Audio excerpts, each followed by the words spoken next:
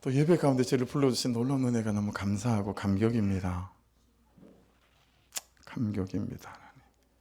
하나님에 대하여 예배하게 하시고 하나님을 향하여 예배하게 도와주셔서 그 시선과 중심을 타고 오셔서 우리 각 사람 가운데 말씀되어지는 살아계신 하나님 되어지는 놀라운 은혜를 허락하여 주옵소서. 재정의 문제로, 질병의 문제로, 남편과 아내와 서로의 관계의 문제로 참으로 광야를 걷는 사람들이 있습니다. 아버지, 진로의 문제로 고통하는 분들도 있습니다. 불쌍히 여겨주시고 긍휼히 여겨주셔서 예배 가운데 살아나는 역사가 있게 하옵소서. 감사와 찬양을 드리며 예수 그리스도 이름으로 기도드렸습니다. 할렐루야. 광고 빠진 거 없죠? 네. 이게 목장에서 나눈 거나 그리고 가만 올리는 것 중에 너무 프라이버시가 침해당하고 그 양해를 구하고 허락을 얻어야 될 것들은 제가 미리 전화를 해서 허락을 구하고, 또 모든 분들에게 다 오픈하기 어려운 것들은 필터링을 하고 이름을 바꾸고 이제 그런 식으로 해서 이렇게 나누지만, 그냥 묵상 간증이나 가만 안에서 이 정도는 같이 충분히 소화할 수 있겠다 싶은 내용들은 또 굳이 제가 허락을 얻지 못하는 것들도 있음을 양해를 좀 부탁을 드리겠습니다. 안식일에 대한 이제 예배에 대한 말씀들을 나누다 보니 지난주 목장 안에서 이제 이런 내용들이 많이 나누어졌어요. 한번 들어보십시오. 어떤 분의 목장 안에서 나눔이에요. 2년 동안 제대로 예배를 드려본 적이 없는 것 같습니다. 예배 장소 있기만 하고 다른 것에 치우쳐져 있는 것 같습니다. 예배가 12시 넘어서 끝나니 아이들이 배고프면 어쩌나 마치고 집에 가서 해야 할 많은 일들을 생각하게 됩니다. 예배 때 아이들을 풀어놓지 못하니 힘들다는 생각이 듭니다. 유아방에서 나고 자고 하니 그렇게 해야 하는 남편과 저는 기진맥진입니다. 그래서 예배에 대한 기대감이 없습니다. 이전에는 주일 말씀으로 회복하고 목장에서 깊은 나눔으로 힘이 되었었는데 지금은 빨리 집에 와야겠다는 생각만 듭니다. 집에 와서 다시 말씀을 듣지만 예전 같지 않습니다. 그냥 들어도 누군지 알겠죠. 대단한 사람들이에요. 그죠? 아이 둘을 키우고 있으니 어찌 안 이러겠어요. 또 다른 분입니다. 남편 일이 주일에 잡혀 있으니 그 시간에 맞춰야 하니 항상 시간에 쫓기며 꾸역꾸역 치러야 되는 행사 같은 느낌으로 요즘 예배를 드리고 있습니다. 새성전으로 이전하면서 남편에게 주일에 쉬게 해달라고 말해보려 하지만 남편이 안 된다고 하면 할 수 없을 것 같기도 하고 기도로 준비합니다. 하루도 쉬지 않고 일하는 것이 아이들의 정서에도 너무 좋지 않은 것 같아 이 부분을 강조하며 얘기해 보려고 합니다. 또 다른 분입니다. 나에게 주일 예배는 때우는 시간이 되어가고 있습니다. 아침에 준비할 때 늦어지면 전에는 빨리 준비해서 늦지 않으려 애를 썼건만 이제는 어쩔 수 없어 합리화하면서 10분씩 늦게 도착합니다. 아이를 데리고 예배 간 것만 해도 다 한 거라는 생각을 하며 합리화합니다. 예배가 때우는 시간이다 보니 아이 간식도 유아실에서 그냥 같이 먹기도 하고 기도 시간에 아이를 봐야 하니까 그냥 눈 뜨는 게 당연하게 생각합니다. 진정으로 드리는 예배는 요즘 내게 없어 보입니다. 1년쯤 이렇게 예배를 드리다 보니 이제 말씀이 잘 안 들립니다. 예전에는 들으면 말씀의 포인트가 꼭꼭 잡혔는데 이제는 드라마 보듯 남는 게 없습니다. 믿음은 들으면서 난다는 말씀이 맞구나 싶습니다. 또 다른 분 나눔이에요. 토요일 일찍 자야 하는데 일찍 잠을 안 자니 주일 아침이 힘들고 주일에 설레임 없이 내가 맡은 일을 생각하며 예배는 집중을 못합니다. 말씀도 잘 안 들립니다. 예배보다 일과 관계에 비중을 두고 있는 오늘 저의 모습입니다. 이런 내용들이 목장 나눔에 참 많은 분들이 차지하고 있더라고요. 주중에 못한 일들을 토요일 저녁 늦게까지나 주일 새벽까지 하시는 분들이 사실은 꽤나 많이 있네요. 목장 나눔을 보니까. 그래서 참 주일 예배 너무 지장을 받는 거 3시간 자고 나오고 이러니 어떻게 주일 예배가 제대로 컨디션이 좋지 못하니까 집중이 잘 안 되는 거죠. 참 목사로서 고민이 되어집니다. 그래서 들리는 소문에 서울의 어느 교회는 50대, 60대, 70대 이런 좀 이제 아이들이 장성한 그런 성도님들이 9시 예배를 드리는 거예요. 드리고 11시 때는 그는 30, 40, 20 아이들을 전부 다 맡아서 아이들을 케어하는 거죠. 그리고 일주일에 이때만이라도 예배만큼이라도 1시간 제대로 드려라. 그리고 아이 엄마들과 아이 아빠들을 예배 가운데 정말 예배할 수 있도록 배려하는 그런 교회. 정말 이렇게 감동이 되고 사모함이 돼요. 우리가 그런 교회였으면 좋겠다. 뭐 이런 중심도 이 마음 안에 있죠. 그래서 그 유아실 같은 경우에도 우리 지금 새성전 여기보다는 뭐 한 3배는 훨씬 더 크니까 뒤쪽에다가 아이가 자면 아이를 이렇게 케어해서 재울 수 있는 침대를 좀 만들었으면 하는 그런 마음이 있거든요. 커튼 쳐서 자면 올려놓고 그나마 아니면 다른 공간에 아이가 또 놀 수 있도록 그리고 큰 TV 화면을 설치해서 다른 분들이 좀 케어하고 아이 엄마 좀 예배 드리고 이런 식의 시스템이 좀 갈 수 없을까. 참 주일 예배에 대해서 여러분들의 목장 나눔을 보며 더 또 많이 고민스러워집니다. 목사로서. 지난주 말씀 가운데 9절 출애굽기 20장 9절 기억하실런지 엿새 동안은 힘써 내 모든 일을 행할 것이나. 그래서 저게 6일은 내가 가지고 있는 내 시간이고 내 일이고 주일만 안식일만 하나님 예배하는 날이 되면 된다 이런 의미가 아니라고 그랬어요. 철저히 이원론이고 거노시즘 영지주의의 폐해를 통해서 한국교회나 세계교회 모든 성도들이 가장 많이 곤란하게 만들었던 부분이죠. 그래서 여러분 어떠세요? 집에서 설거지할 때 그게 예배다라고 하는 정확한 인식이 있으세요? 직장에서 일할 때 이건 예배다라고 하는 정확한 인식이 있으세요? 그래서 예배 전에 예배가 제대로 되지 않으면 예배도 제대로 안 되고요. 예배 후에 예배가 제대로 안 돼도 또다시 예배가 제대로 되지 않아요. 모든 예배는 예배 전에 예배도 너무 중요하고 예배 후에 예배도 너무 중요하죠. 그 예배 전에 예배는 우리의 삶이라는 예배고 예배 후에 예배도 우리의 삶이라는 예배 아니겠어요? 설거지하는 시간, 밥하는 시간, 집 청소하는 시간 그리고 회사에 가느라고 운전하는 시간들도 우리는 예배 포함되어지는 시간이다라고 말씀하시는 주의 말씀 앞에 지금 저희가 직면해 있고 서 있다라고 하는 거예요. 그래서 힘써라는 게 무슨 뜻이었죠? 아바드, 숨기다 힘들다. 일주일의 삶도 하나님께 예배하듯 그렇게 살아야 되는 것이 정확한 예배의 의미다라고 우리가 말씀을 들었습니다. 그래서 하나님의 것과 나의 것을 분리하는 이 이원론, 거노시즘, 영지주의 여기에 절대 우리가 현혹되면 안 된다라고 말씀을 나눴습니다. 그래서 성전은 구별된 공간. 근데 사실 여러분 신학적으로는 성전이란 말은 맞지는 않습니다. 그냥 교회, 예배당 뭐 이렇게 말하는 게 맞아요.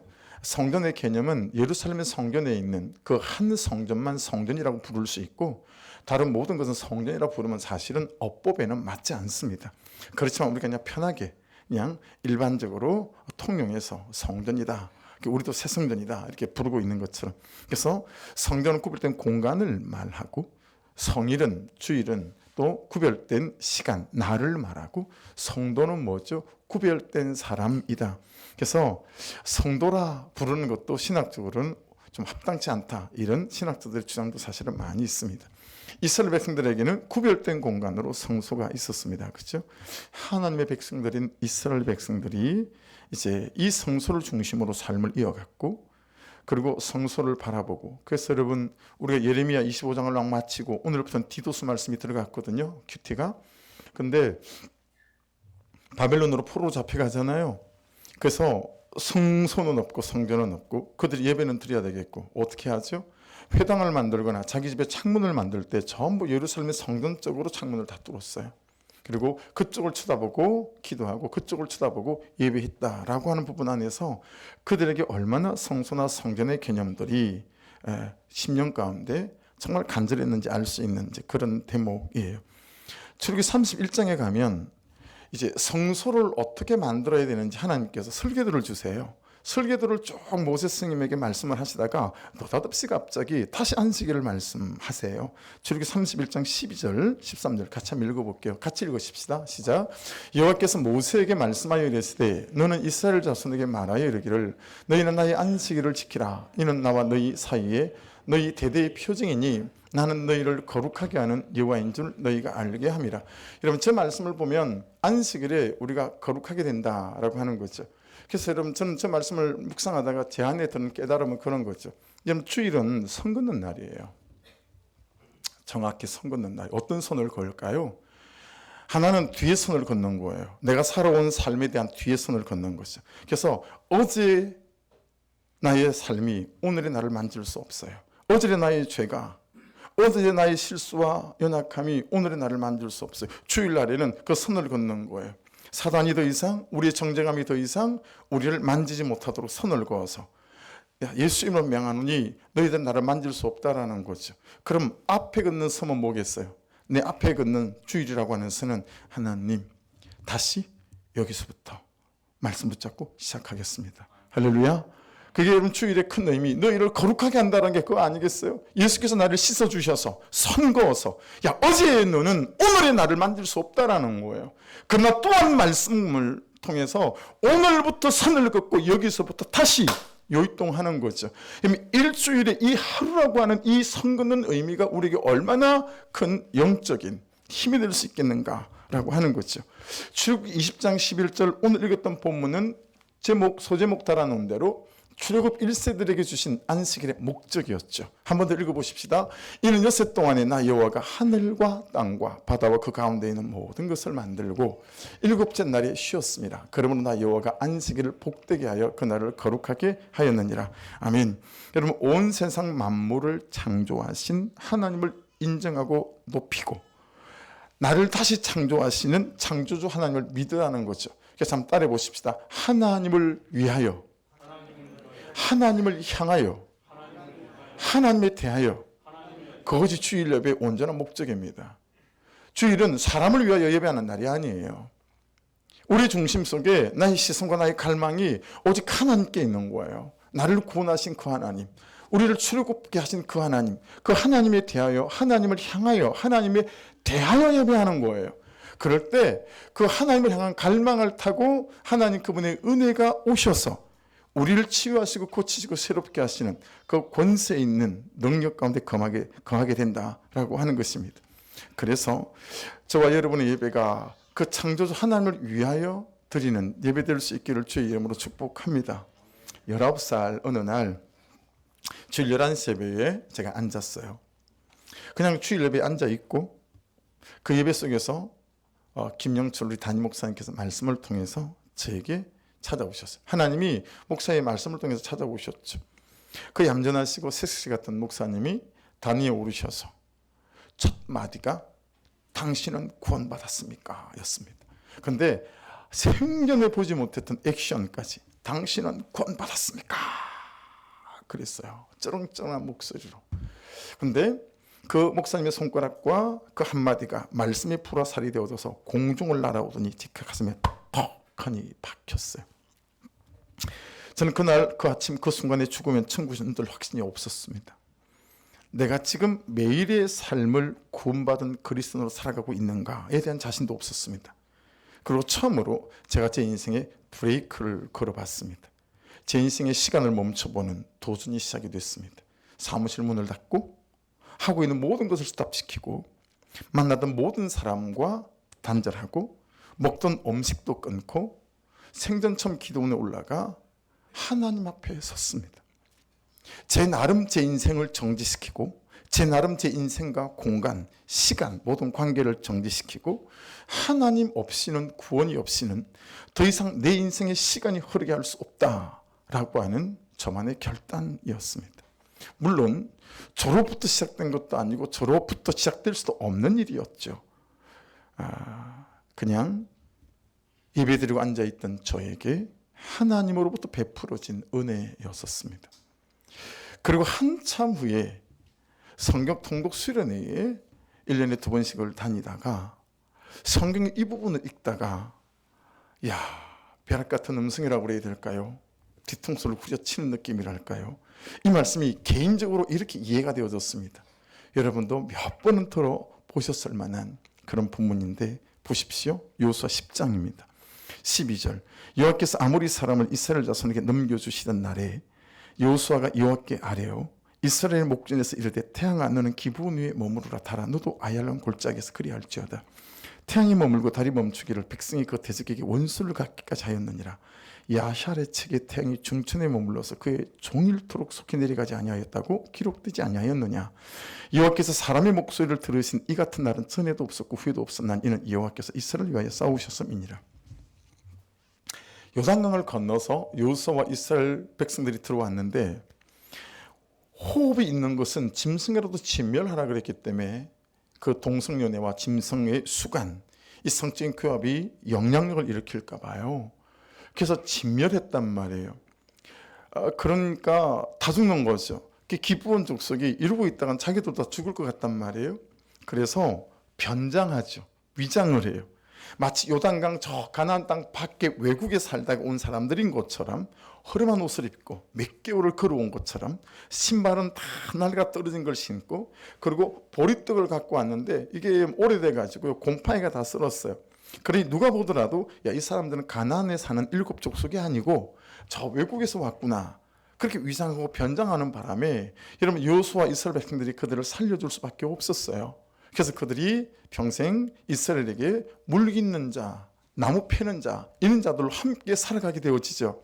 그런데 이 가나안 땅의 7 족속들이 볼 때는 이 배신자들인 거예요. 어디서 이 땅을 배신하고 찰싹 여호수아에게 붙어서 이룰 수 있나? 가나안 이 아모리 족속을 비롯한 5개 나라가 동맹을 맺어서 일단 기브온부터 뿌리 뽑자, 그리고 쳐들어온 거예요. 그러니까 기브온이요, 급하게 파발말을 띄워요. 이런 상황이 빨리 도와주세요. 여호수아가 하는 게 기도했더니 야, 5 족속을 내가 너에게 다 붙였다. 그러니 빨리 가서 도와주려는 거죠. 한숨도 안 자고요, 밤새 달려왔다고 성경에 기록되어져 있어요. 밤새 달려와 가지고요, 이 아모리 족속을 전부 다 깨부수거든요. 그때 이 여호수아가 하나님께 기도한 거예요. 태양아 멈춰서라, 달아 멈춰서라. 하나님, 저 태양이 멈춰서게 하시고 그리고 이 달이 멈춰서게 도와주십시오. 이게 여러분 보통 기도가 아닌 게, 태양이 멈추고 달이 멈추려면 지구의 공전과 자전이 멈춰야 돼요. 그러니 지구과학자들은 있을 수 없는 일이다 라고 인문학적으로 얘기할 수밖에 없겠죠. 그런데 또 다른, 여러분 나사에 있는 지구과학자들의 80%가 그들이 연구하다가 예수님을 다 믿게 되지 않았겠어요? 그래서 과학자들 중에 가장 예수 믿는 사람이 많은 데가 미국 나사입니다. 그들이 천체를 연구하다가 이건 하나님이 세팅하지 않으면 이런 천체 배열이 있을 수 없겠다라고 예수를 믿게 되어진 거죠. 0.0000 12개, 0.0 12개 그런 확률만 어긋나도 공전과 자전이 이루어질 수 없는데 하나님께서 하셨다라는 거죠. 여러분, 이 말씀을 읽다가요, 제가 그렇게 깨닫게 되어지는 거예요. 여러분, 안식일은, 주일은 멈추는 날이 아닐까요? 내 인생 흐르는 시간을 잠시 멈춰놓고, 내 인생의 이런저런 사건들을 잠시 멈춰놓고 하나님 앞에 서는 날, 내 존재 흐르는 감정과 분노와 절망을 잠시 멈춰놓고 하나님 앞에 서는 날, 그리고 구속사의 말씀으로 나를 들여다보는, 그 사람 때문에, 그 현실 때문에 너무 힘이 들었는데 그 모든 걸 멈춰놓고 하나님 앞에 서서 말씀으로 나를 들여다보는 거죠.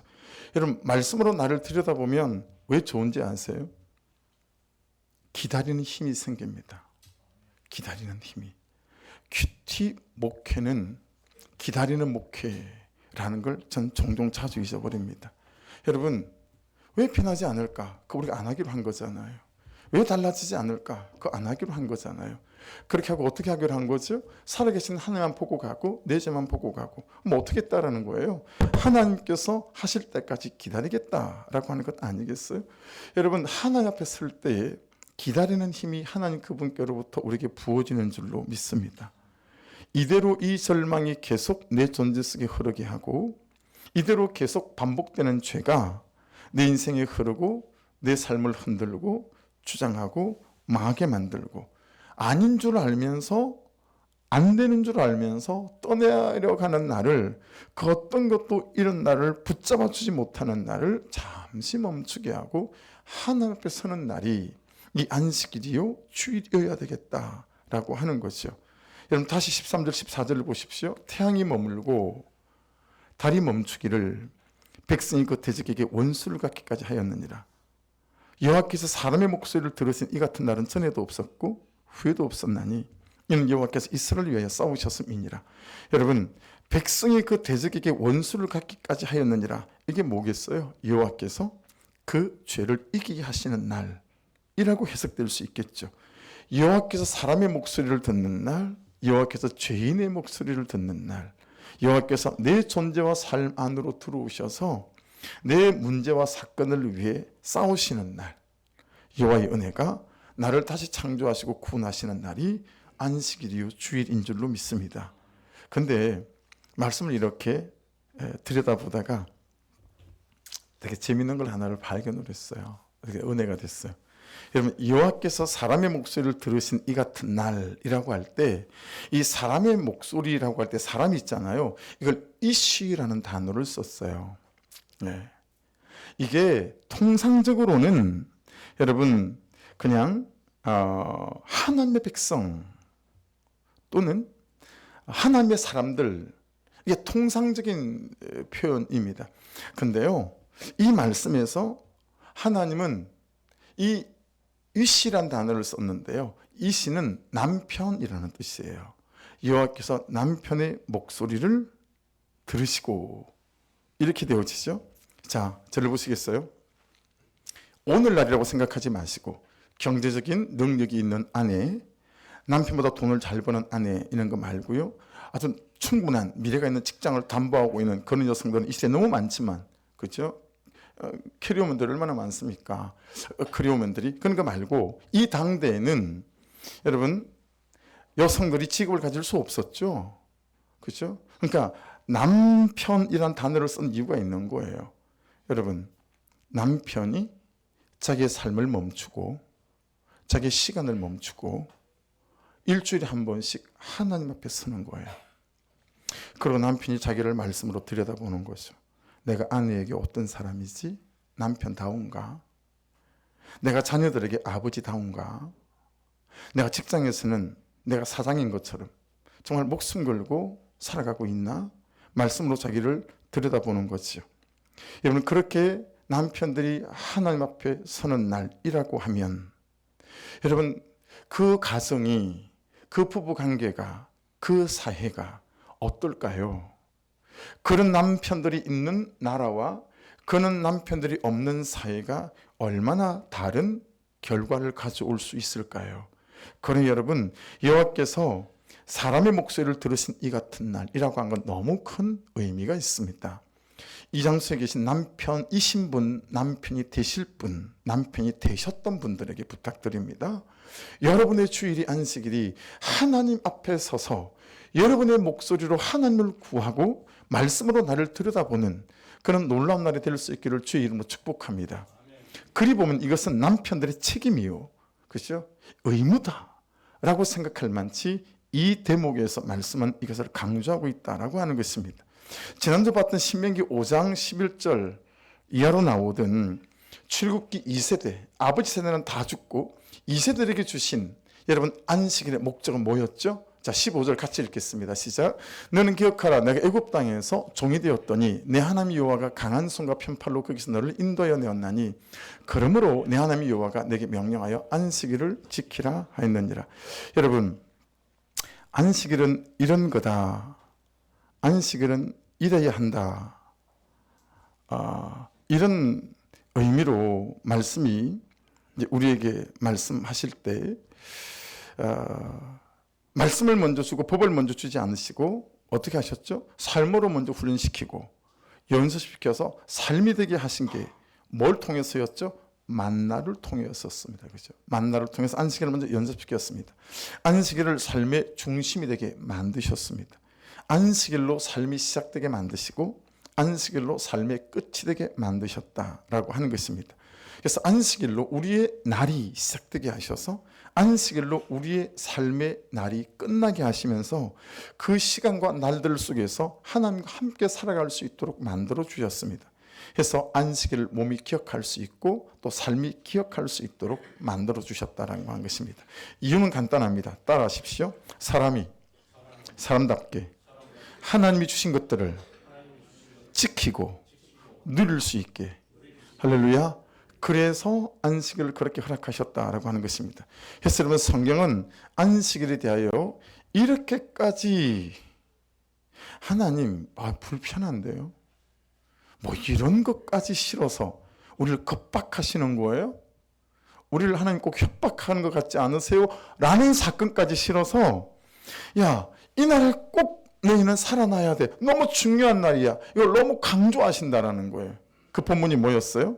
민수기 15장이었죠. 이스라엘 자손이 광야에 거류할 때에 안식일에 어떤 사람이 나무하는 것을 발견한지라. 그 나무하는 자를 발견한 자들이 그를 모세와 아론과 온 회중 앞으로 끌어왔으나 어떻게 처치하는지 지시하심을 받지 못한 거로 가두었더니 여호와께서 모세에게 이르시되 그 사람을 반드시 죽일지니 온 회중이 진영 밖에서 돌로 그를 칠지니라. 온 회중이 곧 그를 진영 밖으로 끌어내고 돌로 그를 쳐 죽여서 여호와께서 모세에게 명령하신 대로 하니라. 같이 성경을 읽다가도 새신자들은 이건 안 읽었으면 좋겠다 싶은 본문 아닙니까? 역시 기독교는 독선적이야. 뭐 이렇게 말할 만한 그런 대목 아니겠어요? 여러분, 안식일을 지키는 것이, 주일을 지키는 것이 내가 내 존재와 내 삶이 죽고 사는 것을 결정할 수 있을 만한 중대한 문제라는 것을 성경이 이렇게까지 강조하고 있다라고 하는 것입니다. 그날만이라도 나를 만나지 않는다면, 그날만큼이라도 네가 나를 바라보지 않는다면 매일이 내가 살아있는 것 같으나 사실은 심령과 감정과 네 마음이 죽은 채로, 죽은 날로 살아갈 수밖에 없을 거다라고 하는 말씀입니다. 새성전에서요, 일을 하고 있다 보면 가장 많이 물어보는 질문이 어떤 질문이냐면, 여기 뭐가 들어온대요? 라는 질문이에요. 그러니까 뭐가 들어온답니까? 그러면 교회가 들어옵니다. 말할 때 있잖아요. 이 말을 듣고 좋아할 사람이 있을 것 같기도 하고, 교회가 돈다 그러면 짜증을 낼 것 같은 사람이다. 하여튼 이게 목사를 오래 하니까 약간 관상이 보입니다. 근데도 뭐 교회가 들어오니까 어쩔 수 없이 네, 교회가 들어옵니다. 이렇게 대답을 하죠. 그러면 교회를 좀 다녔거나 다니고 있거나 이런 분들은 두 번째 질문을 물어보지 않겠어요? 어느 교단입니까? 이렇게 물어보진 않고 대부분 어떻게 물어보냐면 장로교회요? 이렇게 물어봐요. 우리나라는 장로교가 많잖아요. 미국 같은 남침례교가 70%거든요. 장로교가 많지 않아요, 미국은. 근데 우리는 언도드 선교사님하고 아펜젤러 선교사님이 장로교와 감리교를 가지고 들어와서 선교를 했기 때문에 세계에서 유일하게 장로교가 대다수인 데가 우리나라이거든요. 그렇게 이제 물어봐요. 그러면 제가 저희는 성결교회입니다. 기독교단 성결교회입니다. 그러면 표정이 별로 좋아하지 않는 사람들이 꽤 있어요. 여러분, 교단마다 핵심적인 교리가 있습니다. 다 똑같은 성경이지만 핵심적으로 붙잡는 가치가 있어요. 혹시 여러분, 우리 성결교단의 성결교회의 핵심적인 가치, 교리 혹시 아세요? 제가 이런 걸 잘 강조하지 않죠. 요즘은 장로교 가면 장로교가 순복음 같고요. 순복음 가면 장로교 같고, 요즘은 젊은 목사님들은 교단에 이렇게 너무 막 연연하지 않기 때문에 목사님의 캐릭터 따라 다른 것 같아요. 여러분, 우리 성결교회는 핵심적인 복음을 네 가지로 말합니다. 이걸 사중복음 이렇게 불러요. 자막을 한번 보실래요? 이 사중복음은 저는 뜻이에요. 성경에서 말씀하시는 가장 중요한 네 가지 복음이란 뜻입니다. 그 네 가지가 뭐냐면 중생, 예수를 믿고 구원받는 걸 말하는 거예요. 자, 근데 성결은 뭐냐면 구원받고 끝이 아니다. 장로교회가 가장 부러워하는 교리가 성결 교리라서, 장로교회는 저런 교리가 없었어요, 처음에. 구원이 끝이 아니라 그 구원받은 자답게 내 삶을 말씀으로 살아가야 된다는 게 성결이에요. 상대적 성결이죠. 하나님처럼 되지 못하죠. 하지만 말씀대로 살아가야 된다. 이걸 장로교에서는 영화, 성화 이렇게 불러요. 성화의 끝을 영화의 단계라고 부르거든요. 그 다음에 신유는 뭐냐면 오늘날도 저는 믿습니다. 예수 이름으로 질병이 나을 수 있고, 아멘. 감정과 마음과 모든 삶이 고쳐짐 받을 수 있다고 믿습니다, 저는. 그게 신유예요. 그럼 재림은 뭘까요? 재림이 주일 개념과 안식일 개념과 가장 다 있는 거예요.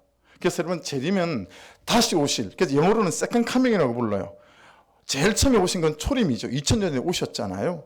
죽으시고 우리 죄를 지시고 3일 만에 부활하시고 성탄하셔서 40일 만에, 그랬다가 다시 오실 거라는 거예요. 이게 재림이거든요. 세컨드 카밍. 근데 재림의 뜻은 뭐냐면 저렇습니다. 내일 오실 예수 그리스도를 기다리며 오늘을 산다라는 뜻이에요. 내일 예수님이 오실 것처럼 오늘을 사는 거예요. 저를 보시겠어요? 저를 보시라고요. 만일에 여러분과 제가, 우리 모두가 내일 예수님이 오실 것처럼 오늘을 산다면 여러분 우리의 삶에는 어떤 일들이 일어날 수 있을까요? 그래서 그리스도인이라고 하는 것은 단지 우리 사정복음의 재림일 뿐만 아니라 나는 내일 오실 예수 그리스도를 기다리며 오늘을 사는 사람입니다. 자, 제가 묻겠어요. 여러분은 누구십니까? 라고 물으면 자막을 띄워주세요. 여러분 저 자막대로 읽어서 대답을 하시는 거예요. 자, 여러분은 누구십니까? 할렐루야. 저게 사중복음의 재림의 뜻입니다. 이것이 그리스도인의 정체성에 대한 해석이고 이해고 그리스도인인 저와 여러분의 삶에 대한 분명한 입장입니다. 그래서 여러분 우리의 어른 세대를 그렇게 많이 울리고 감격하게 만든 찬양, 저는 이 찬양을 누구 때문에 많이 부르고 좋아하게 됐냐면 제 담임 목사님이셨던 김영철 목사님이 기도하다가 뜬금없이 그냥 은혜되든지 어떻게 하든 그냥 기도가 끊어지면 이 찬양을 부르셨어요. 내일 일은 난 몰라요. 하루하루 살아요. 불행이 나요 행함도 내 뜻대로 못해요. 험한 이 길 가고 가도 끝은 없고 고네요. 주님 예수 팔레미사 내 손 잡아 주소서. 내일 일은 난 몰라요. 장래일도 몰라요. 아버지여 날 붙드사 평탄한 길 주옵소서. 할렐루야. 이 3절 가사가 진짜 은혜가 돼요. 들어보실래요? 만왕의 왕 예수께서 이 세상에 오셔서 만백성을 구속하니 참구주가 되시네. 순교자의 본을 받아 나의 믿음 지키고 순교자의 신앙 따라 이 복음을 전하세. 불과 같은 성령이여 내 마음에 항상 계셔. 천국 가는 그날까지 주여 지켜 주옵소서. 할렐루야. 그래서 주일이라도 주일 하루만이라도 이 땅에 영원할 것처럼 이 땅에만 목을 메고 사는 내가 나를 구원하러 오실 예수 그리스도를 기다리는 사람이라는 사실을 환기시키는 날입니다. 기억하는 날입니다. 깨어나는 날입니다. 여러분 오늘 우리가 읽었던 출애굽기 20장 11절은 뭐라고 말씀하시는 거죠? 안식일에 대하여 이 만물의 주인이 누구인지 다시 확인하라는 거예요. 주일날 이 만물의 주인, 이 내 삶의 주인은 누구인가 다시 기억하려는 거예요. 나의 구원은 누구부터 오는가? 우린 너무 잘 잊어버리니까요. 주일은 이것을 기억하고 환기시키고 사로잡히는 날이다 라고 하는 거예요. 그래서 창조주 하나님을 놓치지 않도록 만드는 날, 내일 오실 예수 그리스도를 잃지 않도록 만드는 날, 그날이 안식일이다 라고 하는 거예요. 절 보시겠어요? 중요한 퀴즈를 낼 거예요. 아시는 분은 저요라고 먼저 손을 드시면, 맞히시면 동해바다에서 여러분이 회 한 사발을 먹을 수 있는 상금을 드릴 거예요. 반은 여러분이 보태서 일부 예배 때 한 명이 맞췄다요. 근데 두 번째 질문을 못 맞춰서 할렐루야 했어요. 두 번째 거 다 맞췄으면 큰일 날 뻔했어요. 자, 퀴즈 냅니다. 구약 성경은 39권이죠. 39권이고요. 929장이에요. 그리고 절수로 따지면 31,173절이거든요. 자, 퀴즈입니다. 여러분, 이 39권 방대한 분량의 구약 성경을 9자로 고치면 뭐가 되죠? 9자로 고치면. 네, 김현영 목자. 네. 얄미워. 한자를 틀려줘야 될 거 아니야? 맞습니다. 그죠? 네. 메시야가 오실 것이다. 이게 구약 성경 39권의 핵심 뜻이에요. 앞자로 줄이면 이렇게 됩니다. 구약 성경은 전체를 통해서 뭘 말씀하시냐면 메시아가 오실 거래요. 이게 그래서 유대인들은 엄청 오실 메시아를 기다렸어요. 예. 그러면 여러분 신약성경 27권이죠. 3927 그렇게 외우시면 된다고. 그럼 66권이잖아요. 27권인데 260장으로 돼 있어요. 절수로 따지면 7956절이거든요. 자, 신약성경을 7자로 고치면 뭐가 될까요? 손을 들어 그랬죠. 하나나 집사님. 하나나 집사님이 제일 먼저 말씀하신 것 같아요. 여러분 보세요. 메시아가 오셨다예요. 이게 신약 성경 7자로 고치면 이렇게 돼요. 자, 구약 성경은 메시아가 오실 것이다를 말씀하고 있고요. 그리고 신약 성경 메시아가 오셨다라는 거예요. 자, 마치신 분은 제가 상금을 드릴게요. 예, 드릴 테니까 잘 받아가세요. 예, 받아가셔야 줍니다. 할렐루야. 받아가셔야 됩니다. 네, 잘 드릴게요. 여러분 그래서 있잖아요. 안식일은 보세요. 메시아로 오신 예수 그리스도의 부활의 날인 일요일을 주일로 지키는 거예요. 이해되시죠? 그게 가장 큰 뿌리고 근간입니다. 자, 여러분 모델하우스 가본 경험 많으시죠? 모델하우스를 짓잖아요. 아파트는 이렇게 지을 겁니다 라고 모델하우스를 지어요. 그리고 우리는 그걸 가서 보죠. 그리고 취향 넣었던 걸 빼서 이제 그게 신청을 하게 되어지고, 아파트가 지어져 가면 모델하우스가 그대로 있나요? 없어지나요? 모델하우스 다 해체합니다. 그렇죠? 여러분 그 의미예요. 안식일은 모델하우스 같은 거고요.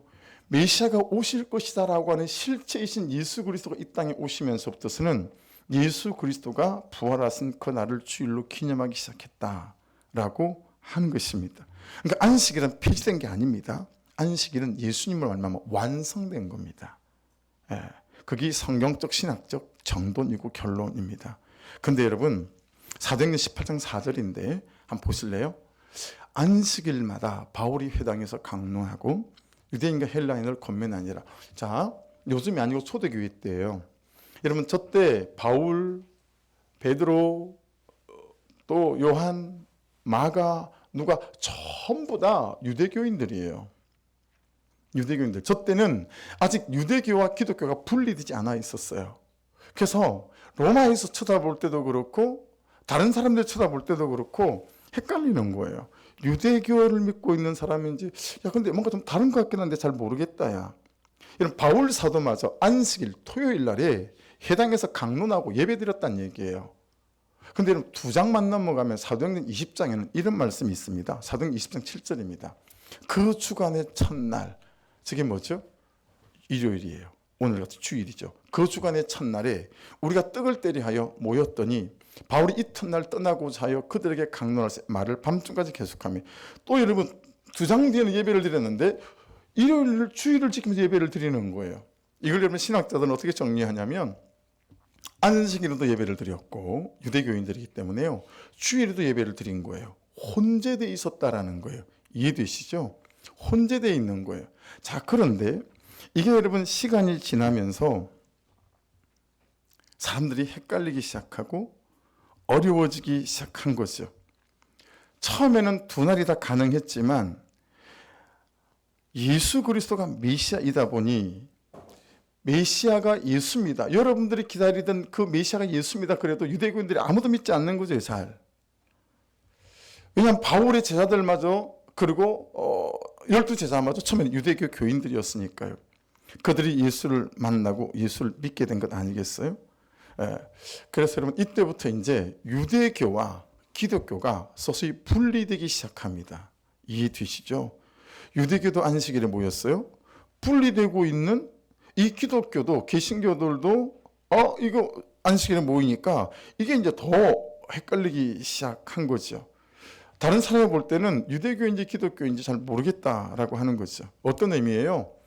여러분 세상 사람들은 신천지나 통일교나 다 교회라고 부르잖아요. 그 사람들은 몰라요. 신천지가 무슨 교리를 갖고 있고 뭐가 잘못됐는지. 그 당대에 유대교와 기독교를 바라보는 시선이 그렇게 되어졌다라고 하는 것입니다. 그때부터 예배당을 따로 만들었어요. 그리고 예배 드리는 날도 따로 만들기 시작했어요. 그리고 안식일의 주인이신 메시아이신 예수 그리스도를, 이 부활하신 그날을 이제 주일로 선포하게 되어지죠. 여러분 사도행전 20장 7절인데 같이 한번 보겠습니다. 그 주간의 첫날에 우리가 떡을 때려 하여 모였더니 바울이 이튿날 떠나고자 해 그들에게 강론할세 말을 밤중까지 계속 말씀을 밤중까지 나눴대요. 네. 여러분 주일이란 이 단어를 날을 누가 제일 먼저 썼을까요? 신학자들이 만들어낸 말일까요? 사람들이 만들어낸 말일까요? 이 주일이라는 말이 성경에 있습니다. 자, 요한계시록 1장 10절인데요. 주의 날에 내가 성령에 감동되어 내 뒤에서 나는 나팔소리 같은 큰 음성을 들으니, 여러분 사도 요한이요 밤모섬에서 요한계시록을 하나님으로부터 주님으로부터 받아 쓸 때 저때부터 주의 날, 이 부활하신 날을 주일이라고 명칭으로 부르기 시작했다라고 하는 것입니다. 저게 주의 날의 시효가, 근거가, 원인이 된 그런 말씀입니다. 이때부터 이제 기독교는 완전히 그리스도인들은 유대교인들과 다른 이제 그런 길들을 걷기 시작한 겁니다. 아니 그래도 수천 년을 지켜온 건데 의미는 부활의 날로 그렇게 지키고 예배 드리는 날은 안식일로 하는 게 더 낫지 않겠어요? 이런 시비가 엄청 많이 붙었어요. 안 붙을 수가 없지 않겠어요? 그게 성경에 여러 군데 나오거든요. 골로새 2장입니다. 그러므로 먹고 마시는 것과 절개나 초하루나 안식일을 이유로 누구든지 너희를 비판하지 못하게 하라. 이것은 장래일의 그림자이나 이게 안식일이고요. 그림자라는 거예요. 모델하우스.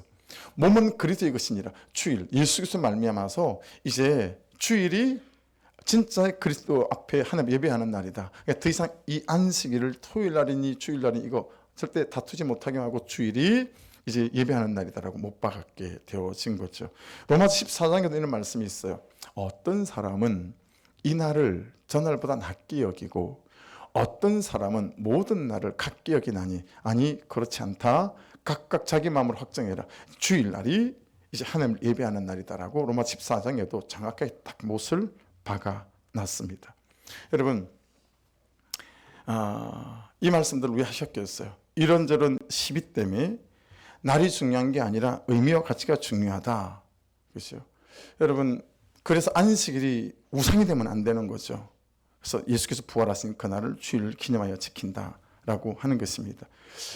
어떤 의미에서 새롭게 지켜야 하는가라고 하는 것들을 이제 우리가 지난주에도 말씀을 많이 나눴어요. 한번 읽어볼까요? 요한복음 20장 19절부터 22절입니다. 시작. 이날 곧 안식 후 첫날 저녁 때에 제자들이 유대인들을 두려워하여 모인 곳에 문들을 닫았더니 예수께서 오사 가운데서 이르시되 너희의 평강이 있을지다. 여기까지만 읽죠. 그리고 22절을 보겠습니다. 22절 시작. 이 말씀을 하시고 그들을 향하사 숨을 내쉬며 이르시되 성령을 받으라. 예수께서 부활하신 뒤에 제일 처음 제자들에게 찾아오신 날도 무슨 날이었어요? 주일날이었습니다. 그리고 부활하신 후에 제자들을 찾아오셔서 가장 먼저 하신 말씀은 평안할지어다 라는 말씀이었습니다. 여러분 기억하십니까? 평안할지어다. 평강, 에리네의 뜻. 너 끊어졌던 하나님과 다시 연결되어야 돼. 제자들의 상태가 어땠죠? 예수를 3번이나 부인한 사람, 발가벗고 도망간 사람, 이런 제자들이 달아였단 말이에요. 오늘날로 치면 일주일의 삶 속에서 목사답지 못한 거예요. 제가 엉망으로 살았어요. 엄난하고 교만하고 이런 거예요. 그런 제자들에게 찾아오신 거예요. 여러분들 일주일 삶이 어떠셨어요? 그런 우리에게 제자들에게 찾아오셔서 이제 더 소망이 없는 것 같은데 주님께서 너 끊어졌던 하나님과 다시 연결되어져야 돼 라고 말씀하신 것이니 주일마다 선 것이고 끊어졌던 하나님과 다시 연결되어지는 은혜가 있기를 주의 이름으로 축복합니다. 할렐루야. 그래서 여러분 정말 간곡히 부탁드렸잖아요. 창세기 1장 말씀을 통해서 주일은 유대인들의 개념은 하나님 말씀하신 하루의 시작은 아침이 아니라 저녁부터니까 토요일 저녁부터 주일을 준비해야 됩니다. 그래가지고요 어제 8시에 주일을 준비하러 많은 분들이 오시겠지 사모함으로 8시 기도회를 이렇게 기다렸는데 저도 뭐 누굴 만나느라고 한 5분 늦게 오고 그리고 여러분들도 많이 오셨어요. 할렐루야. 기는 자는 들을지어다. 뭐 이제 이런 거죠. 여러분 여러분은 안식일이 주일이 소중하게 생각하십니까? 삶의 구조의 문제가 있지는 않나요? 또 시스템의 문제는 있지 않습니까? 우선순위의 문제는 있지 않으세요? 결단과 선택의 문제는 있지 않으십니까? 개척하고 2년 지났을 때요, 셀교회가 생각보다 잘 안 돼서 안산에 있는 동산교회 김인중 목사님, 한국교회에서 대표적인 교회이기도 하고 셀교회를 잘 하는 교회이다 라는 소문이 있어서 셀 전환 세미나에 참석했다가 저보다 한 15살 이 정도 많은 여자 전사님을 만났어요. 이분은 LA에 있는, 정확하게는 남가주예요. 제가 가보니까 LA에서 남가주까지 1시간 반 정도 차를 타고 가는 것 같아요. 되게 살기 좋은 그런 오렌지 카운티인데, 거기에 있는 남가주 사랑의 교회 오정혜 목사님이 담임 목사님으로 계셨던 교회거든요. 거기 김기습이라는 목사님이 이제 LA에 개척을 해서 성도들이 한 100명 따라 나와서 그렇게 개척을 했는데, 그 목사님을 꼭 좀 만나봤으면 좋겠다는 거예요. 제가 저하고 교제를 하다가. 그래서 3개월 뒤에 그분이 한국에 들어오셨고 안산 동산교회에서 이제 그분을 만나게 됐어요. 여러분, 한 30분쯤 얘기를 하니까 그분이 저한테 뜬금없이 목사님 개척해봤겠다. 한 2년 됐으니까요.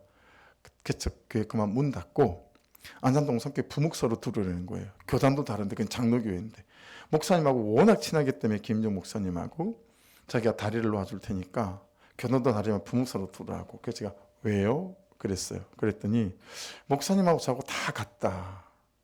다 같은데 나는 개척해서 부흥하는 교회를 경험해 본 적이 있고 목사님은 딱 나한테 있는 것 중에 한 가지 없는 게 그게 없는 것 같다. 그걸 경험해 보는 것과 경험해 보지 않는 게 너무 다르니까 그만두고 부목사로 들어오려는 거예요. 그리고 3시간째 얘기를 나누다가 목사님 얘기를 들어보니까 그대로 해도 될 것 같으니 내가 가르쳐주는 이것을 듣고 한번 참고해 보세요 라고 옆에 있는 냅킨을 꺼내서 도형을 하나를 그렸어요. 그 도형이 뭐냐면 남가주 사랑의 교회가 막 부흥을 한 거예요. 미국에서 100명, 우리나라 1000명으로 쳐주거든요. 그러니까 교회 부흥하니까 주변에서 이 미국에 있는 한인교가 이렇게 부흥하는지 좀 오픈을 해라 라는 요청이 쇄도했어요. 근데 부흥한 교회들의 특징은 왜 교회가 부흥하는지를 모른다라고 하는 거예요. 그래서 이 오정혜 목사님이 제일 아끼는 김기습 수석 부목사님을 불러서 김 목사님이 우리 교회가 왜 부흥했는지 데이터를 좀 추적해서 알아보십시오. 그래서 그날부터 이 목사님이 교회로 출근하지 않고 도서관으로 출근을 해서 이제 주변에서 자기 교회들을 살펴보기 시작했어요. 그러다가 왜 우리 교회가 부흥했을까? 이걸 보다가 이게 사람이 많이 모인다고 부흥이 아니잖아요. 어떤 사람이 되었던가가 더 중요한 거잖아요. 그리고 성도들을 이렇게 조사하다가 오정혜 목사님한테 얼굴이 막 상기돼서 뛰어왔다라는 거 아니겠습니까? 목사님, 교회 부흥 이전에 알아야 될 게 있습니다. 뭐냐? 사람이 먼저 부흥했던데요.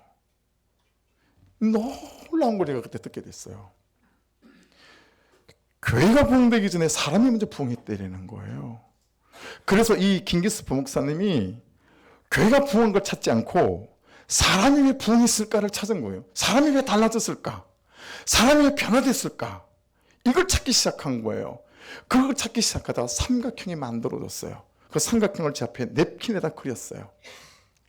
그리고 한 꼭지점에다가 뭘 적었냐면 제일 처음에 양육을 적었어요. 목사님, 우리 남가주 사랑의 교회를 데이터를 조사를 해보니까 교회 부흥 이전에 사람이 먼저 부흥을 했습니다. 근데 사람이 어떻게 부흥했는지 조사를 했더니 다 양육을 받는다는 거예요. 한 명도 빠짐없이 주일날 교회만 다니지 않고 양육을 받는다는 거예요. 안식일에 주일날 와가지고. 그 양육을 받은 다음에 두 번째는 자기 교회 성도 중에 사역을 아는 사람이 없더래요. 전부 다 한 가지씩은 사역을 하더라는 거예요. 뭘 해도 하더라는 거예요. 그래서 삼각형의 첫 번째가 양육이라고 그랬죠. 두 번째는 사역이에요. 사역. 다 자기 은사와 달란트대로 교회를 섬기는 게 있더라는 거예요. 그럼 여러분, 마지막 삼각형의 꼭지점에는 뭐가 들어갔을까요? 목장. 사람들이 소그룹, 그분은 목장이라는 단어를 안 쓰고 소그룹이라는 단어를 썼어요. 주일날 들었던 말씀과 이 큐티한 말씀을 가지고 삶에서 어떻게 살아냈는지, 삶의 실제적인 부분과 삶을 가지고 서로 나눔하고, 그리고 거기서 서로 임파테이션, 은혜를 전가받기도 하고, 그리고 그의 죄를 보며 나의 죄를 확인하기도 하고, 뭐 이러는 거죠.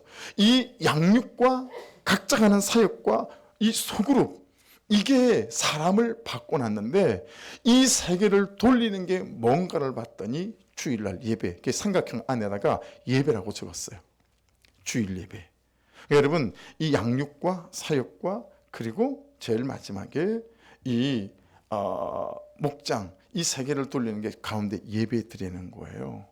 이걸 제게 막 그려주면서 목사님 이거 가지고 가서 교회 한번 맞춰보세요. 어떤가? 지금 목사님 교회랑. 제가 와서 가져와 보니까요, 여러분 소그룹도 안 되고요, 사역도 안 되고요, 목장도 안 되는 거죠.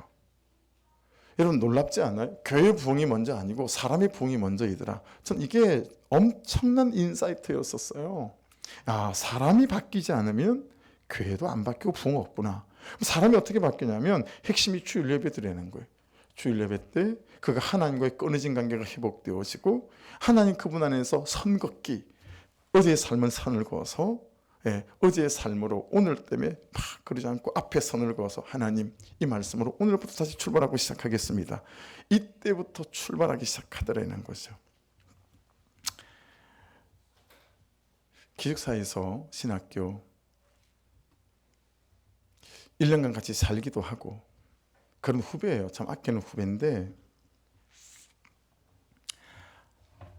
한참 뒤에 이제 저도 목사가 되고 그 친구도 목사가 되고 그러고 이제 만났는데, 여러분 구치 입냄새가 나는데요, 너무 심한 거예요.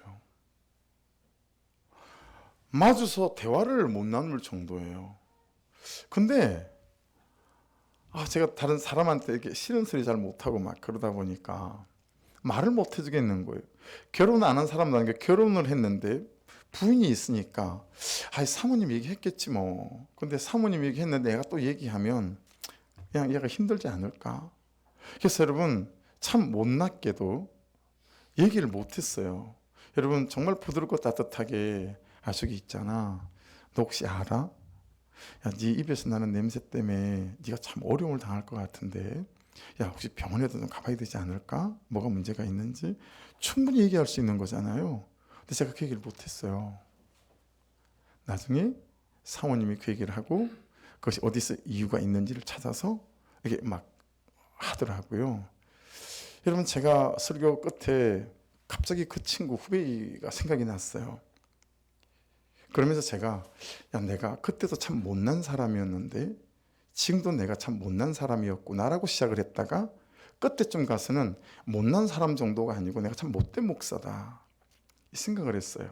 왜냐하면 주일 예배가 이만큼 중요한데, 이 중요한 주일 예배에 대해서 내가 성도님을 붙잡고 앉아서 이건 이렇고 저건 그러하니 주일 예배에 목숨을 좀 거셔야 합니다. 왜 이런 얘기를 나는 잘 하지 않지? 그러면서 참 제가 못났다라는 수준을 뛰어넘어서 야 이거 직무유기다. 이번 주도 나오네요 이 말이.